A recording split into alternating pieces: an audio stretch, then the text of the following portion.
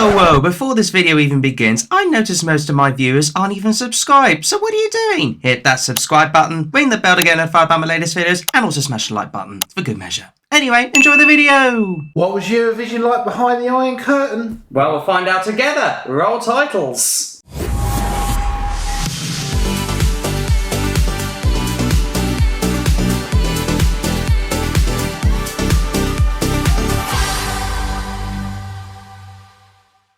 Let's all react and research to Eurovision spin-offs and knockoffs with about as much information we can find on the internet. Good morning, afternoon, evening, everybody. I am Jamie Chu, back with another video with Damo. And yes, we're not doing a stream this week because, well, reasons. Yes. But nevertheless, we're going to be recording a video and showcasing you guys. This is part of the little introduction we did. What was the Eurovision Song Contest like behind the Iron Curtain if it was called Eurovision? Because it really wasn't. Instead, it was called the Intervision network, which was situated amongst the Eastern European bloc back in the 60s and 70s, and briefly revived in 2008, as far as my memory is concerned. Yes. But yes, the contest, unsurprisingly, was called the Intervision Song Contest. And to say it was interesting, albeit like not much record of it, is... It began in the 60s, but we only have records of it from the 70s. Yeah, for some daft reason. Like, Wikipedia's a little bit weird. Yeah. It's only got records from 77 to 1980, and also the brief one that was revived in 2008, but that's about it. Yeah. Otherwise, we don't know. So we're doing a reaction video like to a documentary for it, and the 6 winners we can find. Yes, absolutely. Yeah. We're just going to be reacting to the 6 winners from the 77 to 80 contest. And I say 6 winners because from 77 to 79 there was just the 1 winner, whereas in 1980 it was a 3-way tie. But nevertheless, we're going to be reacting to a video from a guy, what's his name? Uniquely Unseen. We don't want that. Yeah, Uniquely Unseen we are reacting to. And we're just going to be seeing his take on the Intervision Song Contest. So this should be interesting. So without any further ado, let's get on with it, shall we? In the late 1970s, the Soviet Union and her satellite states began a soft power experiment that would aim to rival the West. For over a decade, the Eurovision Song Contest brought capitalist nations together in song. And so it was only natural that socialist states had their own contest. This is the story of Intervision, the second largest singing competition in Europe. And quick question, what do we think on the logo? Rubbish. It's very Eastern Bloc. Yeah, let's put it this way. It's pointing out to you, it's just like a military badge. It's like...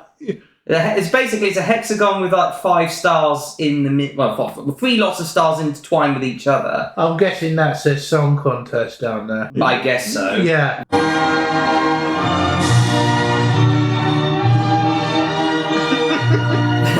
Since 1961, there had been an international song competition which many nations had attended, held in the town of Sopot, Poland.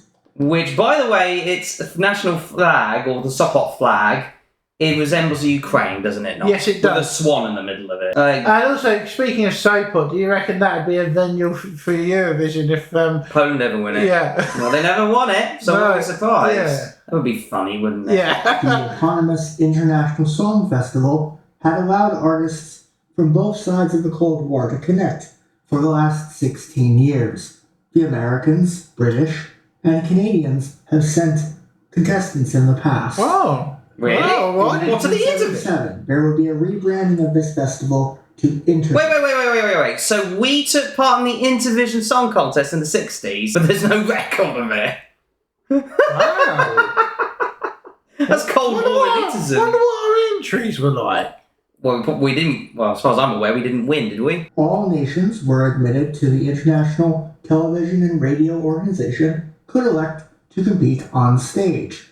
The Intervision Network, as it was called, was a mostly socialist rival to the Western television broadcasting system. Otherwise known as the European Broadcasting Union. By the late 1970s, this included nations in the Eastern Bloc and states as far afield as Nicaragua, Cuba, Afghanistan, Vietnam, and Spain. Yes, Spain, under Franco. I don't know why either. Yes, even General Franco's Spain decided to take part in the Intervision. Spain took part in both then. They did take part in both, as did Finland. Yeah, they're the they only won two. it, didn't they, Finland? I think they... We'll get to it. We'll Yeah, get to that. yeah. We'll get to that. That first year, there were over 20 entries from 11 nations. Yeah. Most songs, due to the entries from Spain and Cuba, were sung in Spanish. As you do. Okay, this is one of the songs. Most other languages present had around 2 songs, with Russian being represented only by 1. Nations that had not been allowed into the larger Eurovision contest were able to have a chance to get their time in the spotlight. Artists who maybe had a decent domestic following would get international exposure, and record labels could jockey for translation rights. Albeit for Eastern Bloc. Record labels do at song contests. The contest would be held at an outdoor venue known as the Forest Opera. Oh, it was outdoors. This facility has room for over 5... So how come they are allowed to do outdoor venues, but the Eurovision Song Contest aren't? Might want to rethink that, EDU. Well, I reckon it's about time we had the first outdoor contest. I can't see why not, as long as, of course, you can get a roof. 1,000 occupants and a full pit orchestra. While later editions of the contest saw guitar music being introduced, the orchestra pit was utilized in songs such as the rendition of Ave Maria by Vladimir Migulin. In 1977, the winner was Czechoslovakia. Oh, it was a double in 78. Yeah. Helena Vondrachkova. In 1978, the winner split between the Czech and Soviet entries, Václav Nezar and Alla Pugacheva, respectively. Easy to The 1980 contest saw 3 winners, one from Finland, one from the USSR, and a third from, as you might have guessed, Czechoslovakia. Czechoslovakia are As the with kings of most it. song contests, there are not just the main acts. You also need side performances. No way! Boney participated as interval acts! They were big though behind the... They were very popular. They were The only song that they weren't allowed to perform, understandably, was Rasputin. Actually, I discovered after recording that they did perform it at Sopot Song Festival. Links in the description if you want to check it out. In 1978, the first English song was entered from Canada, who did not send any further contestants. Although running for many years, the organizers couldn't stick to a single formula. Due to the chaos of the 1990s, we don't really know a whole lot on what the formulas were for each year. What we do know, though, is that there were always nations from abroad who were not always socialist present, such as the entries from Canada and Spain.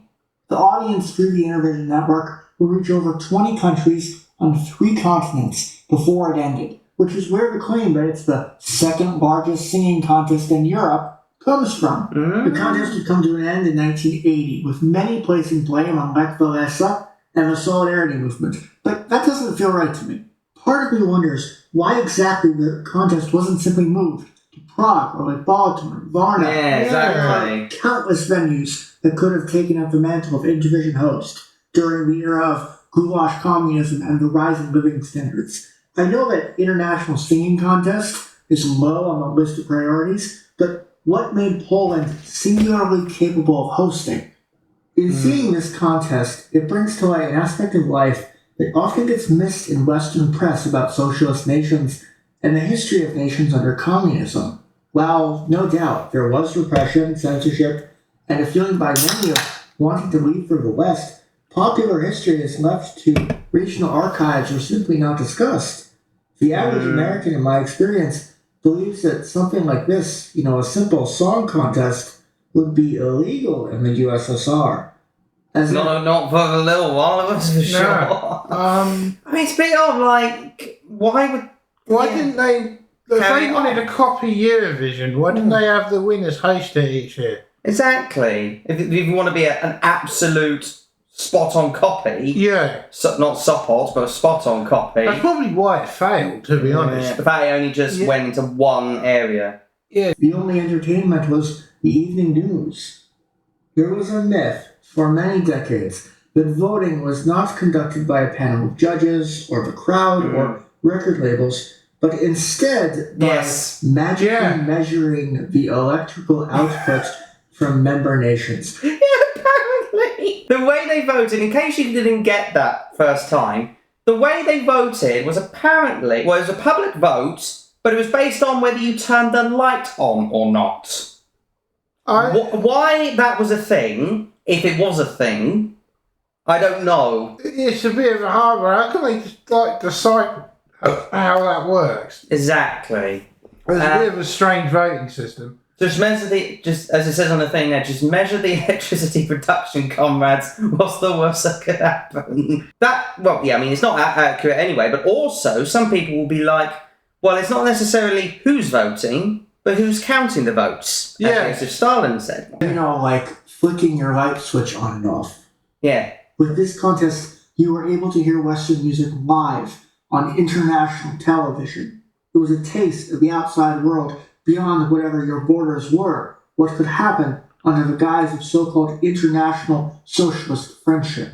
In a way, they did end up accomplishing something. Yep, so that's the brief history of it. Now let's go through the songs themselves. Yeah, only from 1977 to... the 1980. Right, so we're starting with the Czechoslovakian one with Helena von Drakova, I think so you pronounce it, with Malovani Zbanku. Yeah, and we'll go afterwards, like say we have worked in Eurovision. Yeah, alright. Anyway, let's start with this one.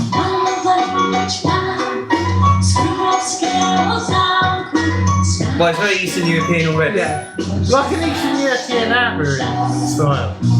Well, her hair's Irish, or Agnetha. Or is it Agnetha? Agnetha, sorry.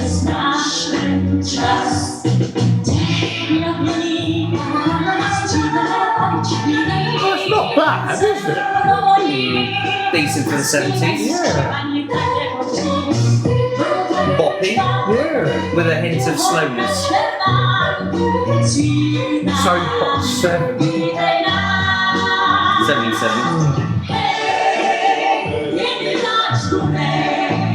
So you've got an interesting outfit in the fact it's very old-fashioned, isn't it? Yeah.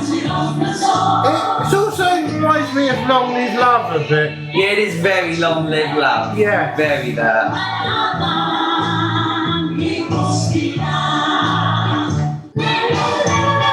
It is a bit sort of jolly like that. Yes, it is, yeah. I think it would have done well in Eurovision, to be honest. I think it probably would have won, but I think it could have got in the top. Yeah, okay.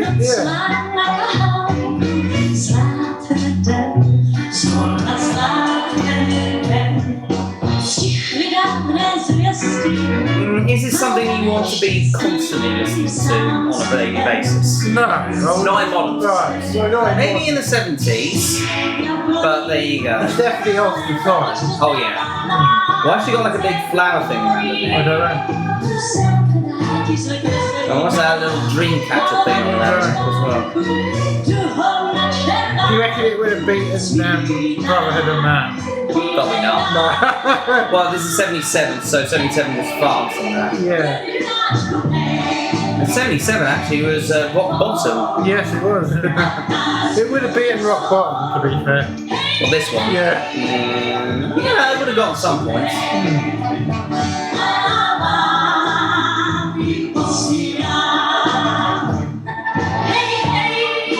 It's a shame. She's certainly going for it. It's a shame there isn't much record in this contest, though. She's certainly going for it with all pirouetting and everything.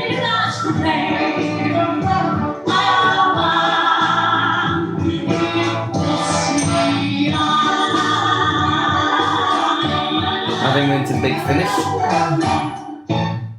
Hey! I quite like that. Right, so this one is something or other. Yeah. We'll have a good listen to it.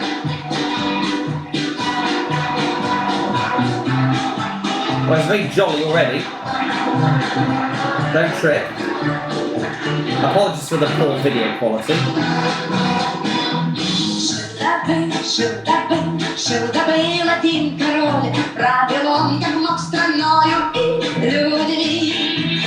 Big one of those, isn't it? Oh my god, it's the Russian girl from '97.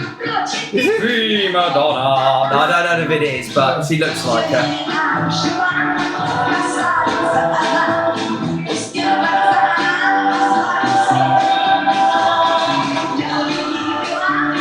Very long outfit, that's for sure.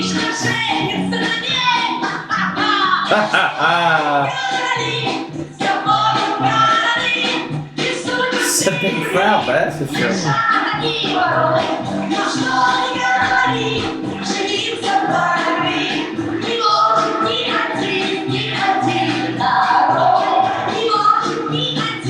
Intervision at the top. Yeah.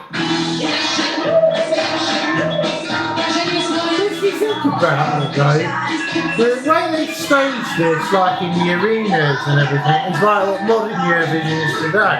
Yeah, a little bit. Because it was not like, you know what I mean? It's not like it's not like what Eurovision was then in a small, like, theatre. No. If you think the crowd's huge, like what Eurovision is today. That's true. So this is, Except a lot of them were sort so of if going you above their think head. about it, a lot of the stuff from Intervision was actually brought into modern Eurovision in the way of the So, audience size and the staging. I guess so. Look at it, I mean, look. It's a big crowd. And extravagant staging, look. Yeah, I mean, so this is when Modern times begin. yeah. Yeah, lighted stage, you know, and all that. I mean, I don't know who that is. Oh, was that the USSR leader? yeah. And if you look at the stages of Eurovision during that time, they weren't as extravagant as that. True. No, it sounds nice and jolly. Yeah, definitely the best one so far. Hello! Yeah. Not for sure about the outfit, but Yeah. there you go. Alright, no need for an encore, thank you. No. I think that was it. Yeah. Didn't get all of that one. Right, so this one is Marion Wun with Avasti York. This was Finland. Is it Finland? Yeah. Oh, yes. Yeah, quite right, it is Finland. And this is more like what Eurovision was at the time. That sort Yeah, a of little stage. bit.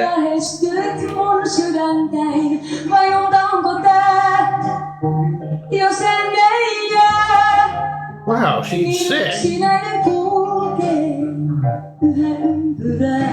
Very in black at the moment. Did she take part in Eurovision as well? Yeah. Yeah. Didn't do so well there. No.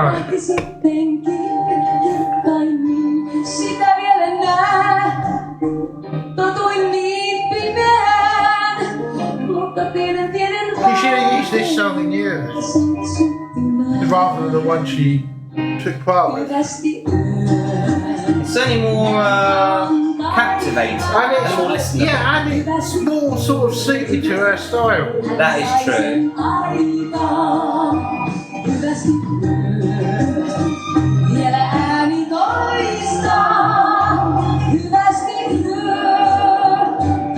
Dolce and Gabbana, boiling around. She's looking at the camera as well, put it that way. Istuisin vain huomissain, olisitko vaan, johon juurtuisin, jäisin vielä kiinni sielen, josta kasvaisin. Hyvästi näen valon taivaan, hyvästi hän sai sen aikaan. It's definitely better than her Eurovision entry. Yeah, whatever that was. Yeah. This should have been her Eurovision entry. I think this should have won. Would have done well, at least. Yeah. She's only going for it. Yeah. It's a good song. Certainly enjoyable, I would say.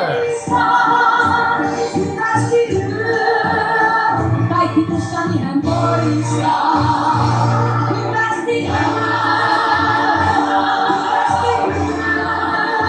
I would love to have heard those UK entries though from it. I wonder what they were like. Anyway, it would have been interesting. And who did take part for us? Yeah. That's the most interesting thing about that.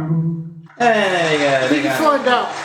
Which is this one. Oh, this was 2008. 2008. That was the first song of the night as well. Yeah. And this is a winner. Turkmenistan. Was it Turkmenistan? Yeah. Okay. It was the 28th of August 2008. Yeah, thank you for the weather report. Thank you, Captain Obvious.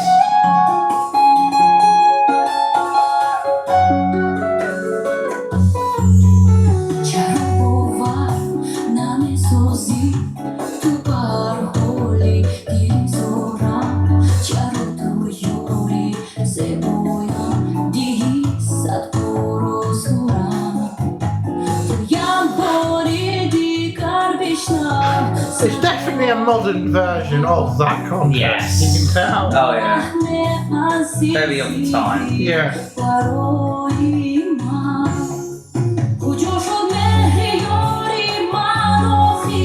Did they still do the voting via electrics? No, I would imagine they would do telephone voting Yeah. in 2008. Or internet? Nah, they would do telephone.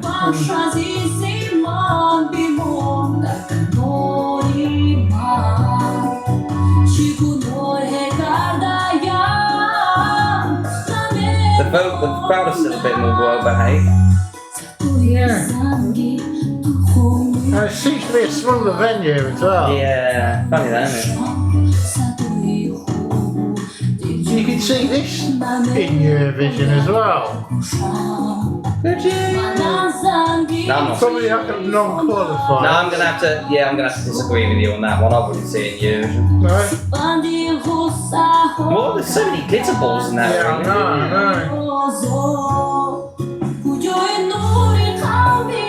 How was this a winner? Well, I don't know what the other songs were, so. Just go show how good 2008 was. Alright, we have to know what the song is again in the midway point. Yeah. It looks like there was televoting information there, so I'm guessing that was done by a Yeah, probably.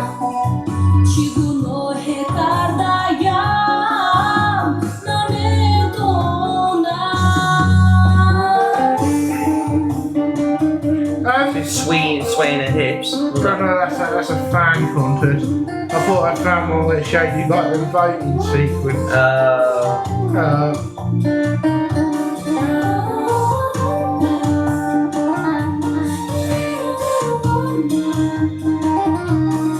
Yeah, this was a little bit dead, isn't it? Yes.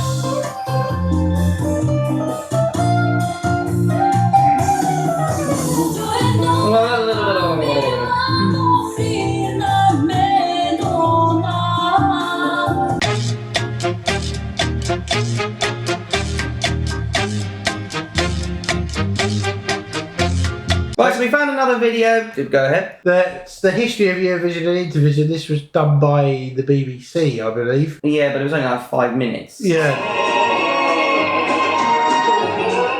Neither were politics allowed at Eastern Europe's own song festival in Sopot. I have a feeling this might not be one. Entertainment, communist style, featuring the likes of the one and only Edward Kiel. Yeah. Annual event in Poland since 1961, Sopot never quite captured the popular imagination. That's him again as well. Yeah. Instead of watching the Sopot Song Festival, many Eastern Europeans who live near the border with the West risked losing their jobs by tuning into the Eurovision Song Contest instead. The Eurovision fan club in Estonia was secret because Estonia was not part of the Eurovision network. The Soviet Union did not buy into Eurovision at all. So they watched Eurovision on Finnish television. Yeah, this is taken from a documentary in Australia, actually, Yeah. not England. It almost represented a symbol of resistance to the Soviet regime. It was almost like a window on the That's West. Dr. Eurovision as well. And they would have secret Eurovision parties. And it was very much seen as an illicit thing.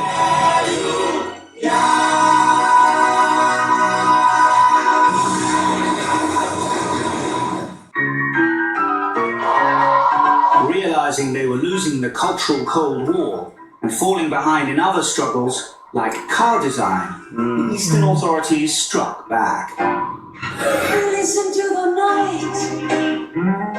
They rebranded the Sopot Song Festival as the Intervision Song Contest. Yeah. Its format So it was originally called the Sopot Song, Song and Festival. then they renamed it Intervision to rival Eurovision. Yeah, as you do. Yeah. closer to Eurovision. Is it all? Is it all a dream? Am I so? Intervision artists were carefully vetted, including those from the only country allowed to appear in both competitions, Finland.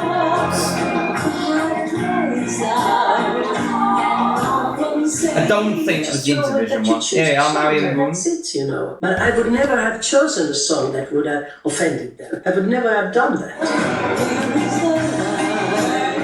But it's interesting to know that the UK took part in it. Or we'll never know what their songs were like. Because there's not much information about it. However the votes were counted, Marion Wrong's 1980 Intervision victory soothed the pain of Finland's repeated Eurovision failures. Albeit it was a joint one. And they were But of course, the Finnish taste has always been on the melancholy side, you know. And maybe it comes a little bit from Eastern Europe. In Eastern Europe, a new threat to communism also became a threat to the Intervision Song Contest. In the Polish town of Gdansk, right next to where Intervision was staged every year, the anti-communist trade union Solidarity emerged. Solidarity starts to strike against the state, and there are strikes and revolts and like fighting for your rights in 1979, 1980. That's probably why I got canned. To control Yeah, the but unions, why the couldn't I Polish move it government somewhere imposed else? martial law forbidding all public gatherings, including singing competitions. And this is how the Polish decision makers or political elite reacts. That okay, we push it down by force. So this is how Intervision happened. Ah. But again, why couldn't you host it elsewhere? Come on, people. So the final bit of information we can tell you about the Intervision Song Contest is some voting results from both 77 and 2008. So I can tell you that out of the 11 countries, they did send 20 songs. So all but Yugoslavia sent 2 songs. So Yugoslavia only sent the 1 song. And I can tell you that in last place was one of the Spanish entries by Jose Velves with Romantica. And I can tell you the top 3. Third was Poland, or a Polish entry, with Czerwone Gietary, I think so you pronounce it, with the song We Will Not Rest, or Ne Spoczniemy, with 126 points. Yeah. In second with 150 points was the Cuban entry. Yeah. Sung by Farah Maria with, this is a long one, El Recuerdo de Aquel Vie un Cuento, Memory of That Long Journey, A Tale. And finally, in first place was the Czechoslovakian entry, Helena, with I Am Ill, My Love, Painted Jug, okay. I Am Ill, My Love, Painted Jug. With 174 points. So how do they work out 174 points from all those lights? Apparently with the switch, with the flick of the light switch, apparently. So the 11 countries participating in Intervision in 2008 were Armenia, Azerbaijan, Belarus, Kazakhstan, Kyrgyzstan, Latvia, Moldova, Russia, Tajikistan, Turkmenistan, and Ukraine. So Ukraine in a Russian contest. Wow. That won't happen anymore. No, quite. These are different nights. So night 1 was original song, so Russia won the original song one. Yeah. And night 2 was the retro hit, which Russia also won again. It must have been like an overall thing. Then world hit was actually won by Tajikistan with so this sounds like basically this new version of Intervision sounds like a rip-off of San Remo. so the overall winner was Tajikistan with 216 points to Russia's 215. Oh. And Armenia came third with 199. And unfortunately unfortunately, again, the wooden spoon was Moldova. Right, so we're going to end it all there as far as our knowledge of the Intervision Song Contest, or the Sopot Song Festival as it used to be called. There's not much else we can say. If there is anything further, I will let you guys know in due course. But otherwise, we're going to end the video there. Thank you so much for watching. Be sure to check out my other videos on all things Eurovision from the past, and obviously from my past live streams, of course with me and Damo. Yeah. And as far as there's going to be another live stream in 2 weeks. Country stream again. We'll put up the vote next week. Yes, absolutely. And we're going to be replacing Ireland with Luxembourg to celebrate their return to the contest. Well, we don't know if we're talking about Luxembourg, but that will be part of your votes. Yeah. Otherwise, take care of yourself and see you in the next video. Bye, everybody. Bye-bye. Say bye-bye, Dave. Bye. Bye. Bye.